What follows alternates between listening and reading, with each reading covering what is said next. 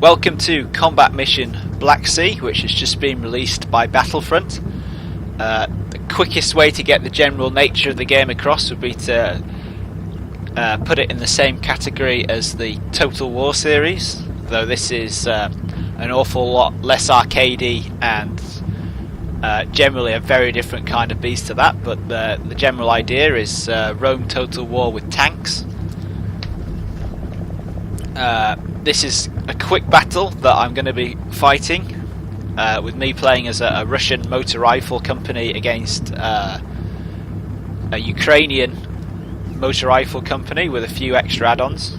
I'm going to be playing against the AI, so obviously this is going to be very different to playing against a much more reactive human player, but at the same time the conditions of modern warfare, in that there is an awful lot of very accurate, very lethal firepower hanging around the battlefield, means that the AI can really punish me quite harshly if I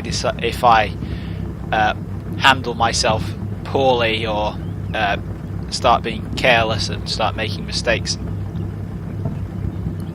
The bulk of what I've got to play with here is this motor rifle company, which are all in BMP-3 armoured infantry fighting vehicles. That's the platoon HQ at the bottom here, and then 3 platoons, each with 3 BMP-3s. 3 rifle squads. Each platoon's got a sniper or marksman team and a machine gun team. And this is pretty much the bulk of my force that I'm expecting to do all the fighting with. Everything else is there to really support it. The main fighting component of these platoons is going to be the BMP-3 infantry fighting vehicles themselves.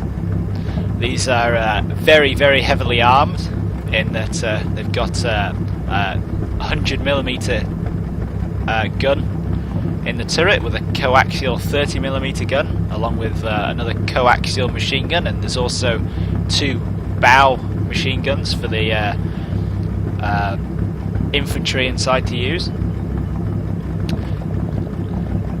Obviously this means that it can really put a lot of firepower down. The 100mm gun can fire airburst munitions to root out any enemies that it spots in cover. And the 30mm cannon is generally fairly versatile.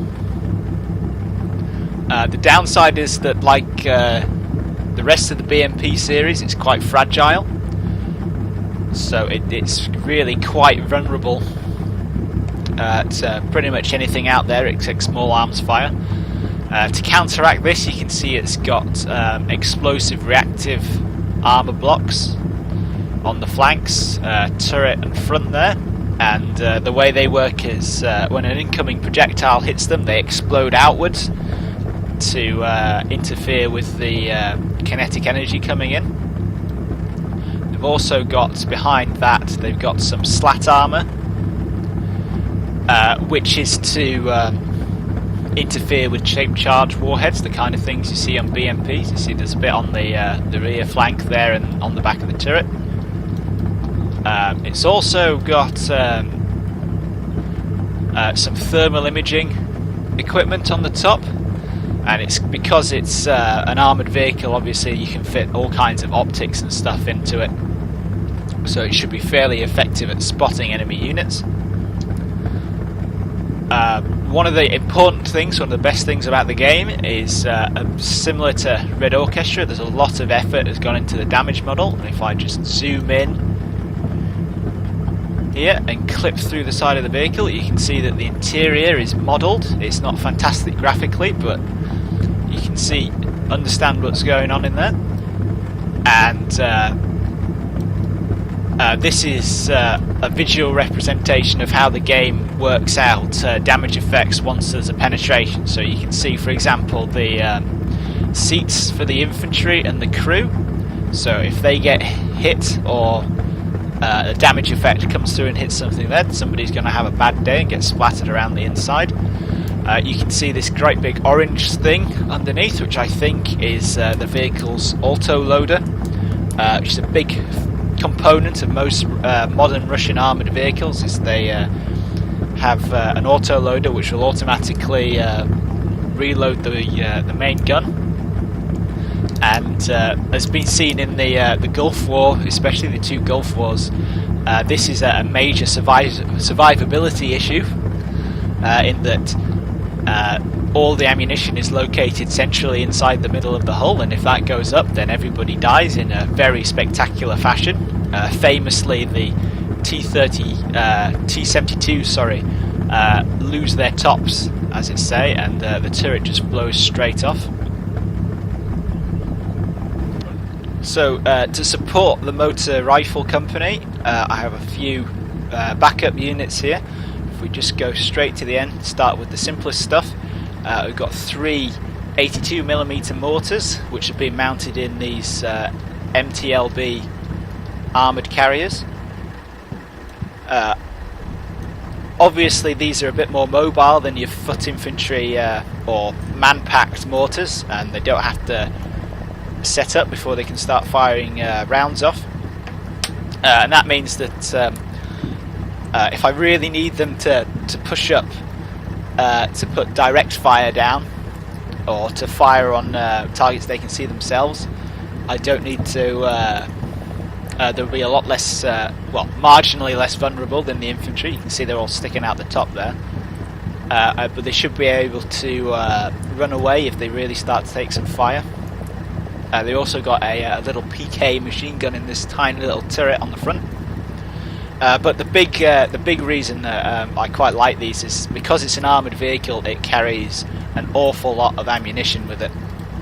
Yeah, you can see down here in this tab, it's got 75 82mm rounds with it, and obviously because it's a vehicle, it can simply carry more ammunition. It's a lot easier. You don't have to have a platoon of infantry having to carry around all the ammunition themselves, man-packing it, which is a lot better. If we tab back a little bit, we've got the support element for the mortar team. We've got the mortar battery HQ.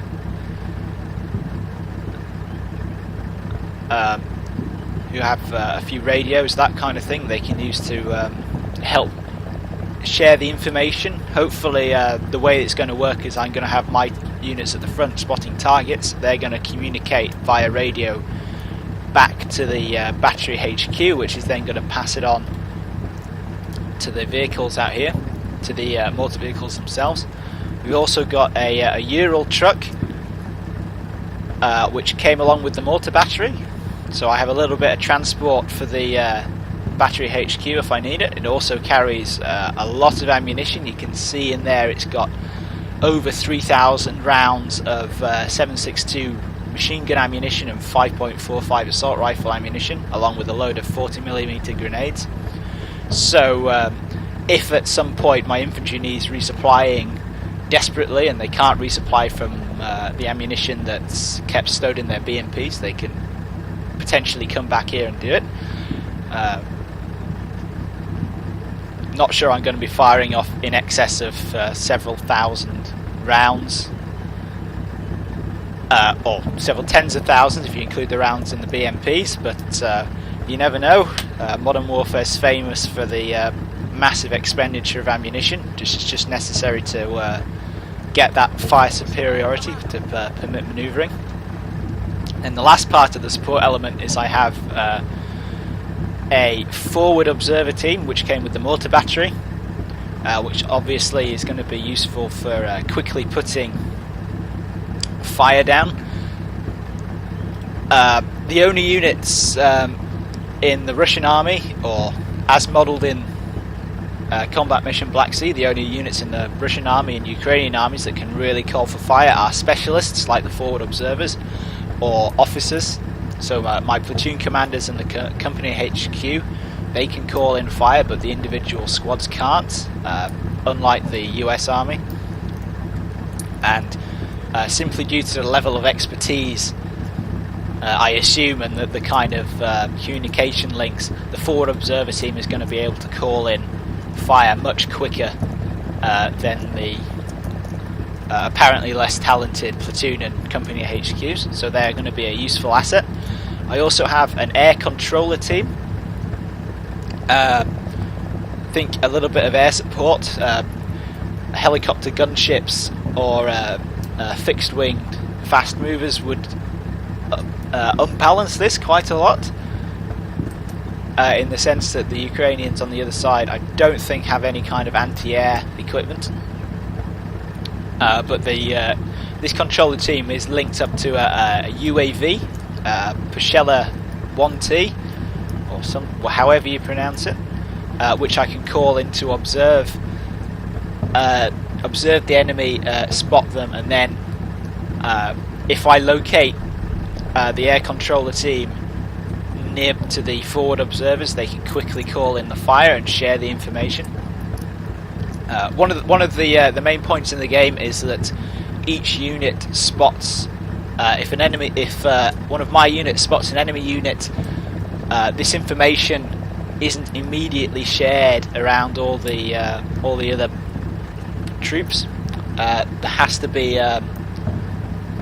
There have to be communications links between the different units. So you can see in the bottom left hand corner here, the forward observer team is in contact with the mortar battery HQ. You can see this red line here, and they're in contact by verbal communication, so they're in shouting distance, and they can receive hand signals as well.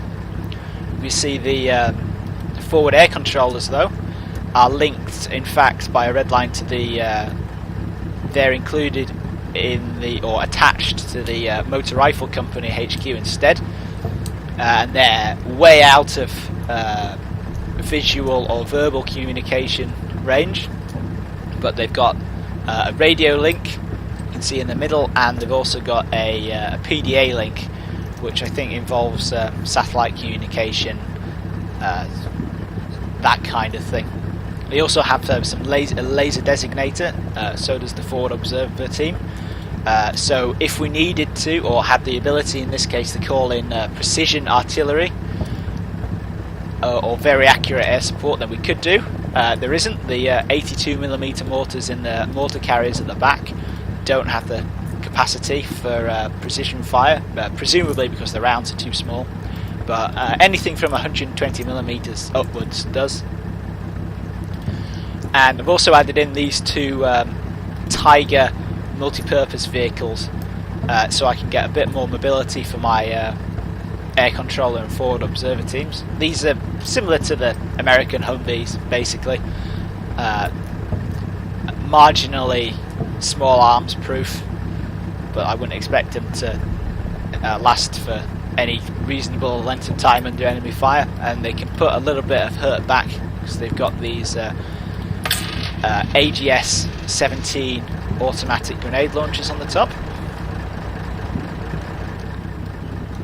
Just to round it off, I have these 5 things which I can put wherever I want, and they are target reference points, so it's going to be pre-registered locations for the artillery so that they can put fire down on those very quickly without having to go through the long-winded spotting process.